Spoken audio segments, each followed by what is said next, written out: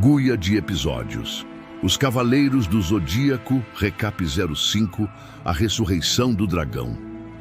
O silêncio no Coliseu Galáctico era pesado, carregado não pelo ruído da multidão, mas pela intensidade silenciosa que pairou sobre o ringue depois que as armaduras caíram. Dois homens, reduzidos à sua essência mais pura, agora se encaravam. Seiya, com seu rosto marcado por sangue e suor, e Shiryu, cuja serenidade agora mascarava uma tempestade de dor e urgência. A batalha havia transcendido o físico. Era uma guerra de espíritos. O ataque foi relâmpago.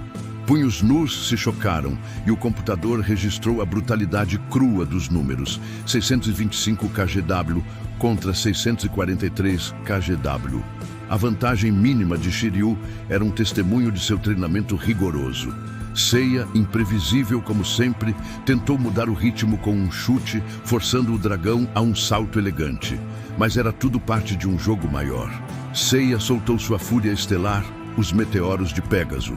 Shiryu, com uma agilidade desconcertante, esquivou-se da maioria, bloqueando alguns com as palmas das mãos. Sua postura, um estudo em economia de movimento. Sua voz, então, ecoou com um tom de professor desapontado.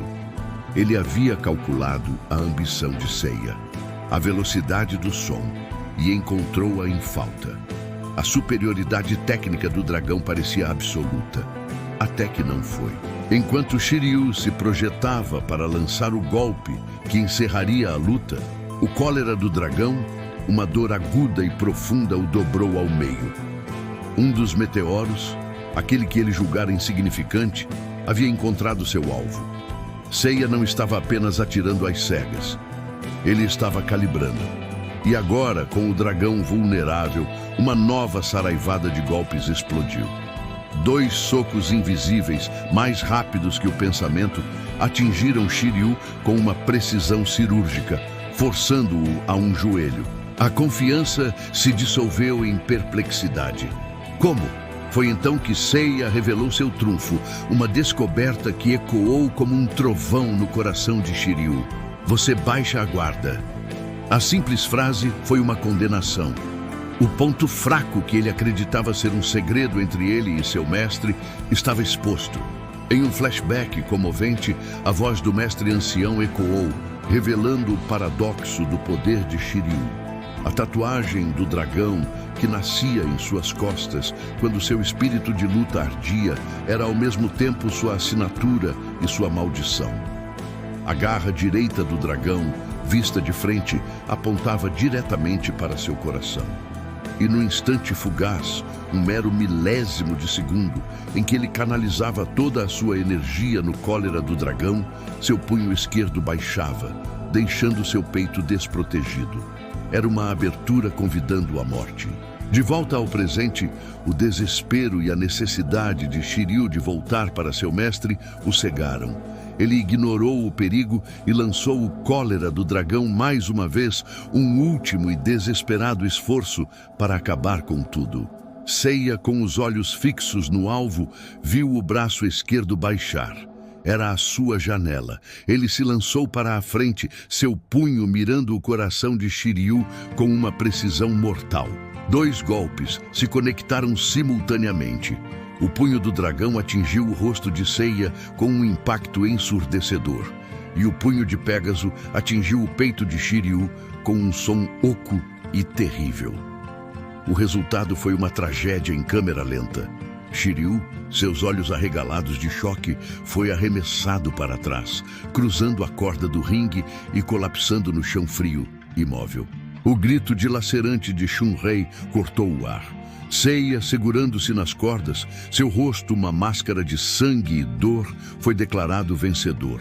A multidão enlouqueceu, mas a vitória tinha o gosto amargo de cinzas. Enquanto os fãs comemoravam, Seiya desabou, sua consciência se apagando sob o peso dos ferimentos e da exaustão. O que se seguiu foi um caos de urgência médica.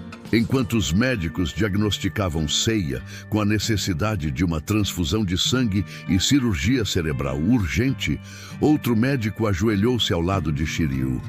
O veredicto foi um golpe baixo, sem pulsação. Ele está morto. A vida do dragão havia se extinguido. Enquanto carregavam Seiya em uma maca, uma figura se jogou em seu caminho. Shun-Rei, seu rosto inundado de lágrimas, implorou. Por favor, salve-o. O mestre disse, um golpe nas costas. Ele pode reviver. A centelha de vida em Seiya, que parecia tão fraca, reacendeu com uma força feroz. Ele insistiu para ser levado até Shiryu.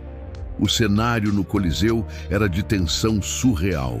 A tatuagem do dragão nas costas de Shiryu, outrora vibrante, estava desvanecendo lentamente. Cada centímetro que sumia era um prenúncio da morte permanente. Ryoga, com sua percepção glacial, orientou o débil Seiya, explicando a geometria precisa do golpe salvador. 3 passos para trás, ou você perfurará seu coração. Mas o corpo de Seiya traía sua vontade. A perda de sangue era excessiva e ele desmaiou novamente, seu corpo não aguentando mais. O desespero tomou conta de todos. Foi então que uma voz familiar, doce e cheia de fé, cortou o burburinho. Seiya! Era Miho que havia corrido para o Coliseu. Sua voz, um fio de esperança, foi o catalisador que ele precisava. Seiya abriu os olhos, uma determinação sobrenatural queimando dentro deles. Ele se libertou dos ajudantes, seu corpo tremendo, cada movimento uma agonia. A tatuagem estava quase invisível, restando apenas um contorno fantasmagórico. Com um último suspiro de energia, reunindo cada grama de seu cosmo, Seiya lançou-se. Não foi um ataque de ódio ou competição, mas um soco de pura vontade de salvar. O meteoro de Pégaso, agora um raio de esperança, conectou-se perfeitamente entre as omoplatas de Shiryu. O impacto foi tão violento que arremessou Shiryu e Shun, que o segurava, para longe. O Coliseu inteiro prendeu a respiraça. O silêncio era absoluto, esmagador. E então, no vácuo daquele silêncio, um som emergiu, fraco no início, mas crescendo em ritmo e força. Batimento. Batimento, batimento. O coração do dragão havia renascido. A tatuagem em suas costas irrompeu em cores vivas, o dragão rugindo silenciosamente de volta à vida. A arena explodiu em uma alegria catártica, um alívio coletivo tão intenso quanto a tensão que o precedeu. Enquanto Geki de Urso carregava um Seiya, agora completamente inconsciente, nos ombros, para os cuidados médicos que ele tão desesperadamente precisava, Ryoga de Cisne observava, seus olhos azuis gelados, fixos no Pégaso adormecido. Se recupere, Seiya, ele sussurrou para si mesmo, pois serei eu quem irá derrotá-lo. A rivalidade pessoal agora carregava o peso do respeito. E nas sombras, longe dos holofotes, as correntes de Andrômeda se agitavam sozinhas, sussurrando de uma ameaça invisível. A silhueta de um cavaleiro misterioso observava a cena, uma presença sombria e não identificada que prometia que os perigos reais da Guerra Galáctica estavam apenas começando. A batalha pelo ouro ainda não era a guerra mais importante a ser travada.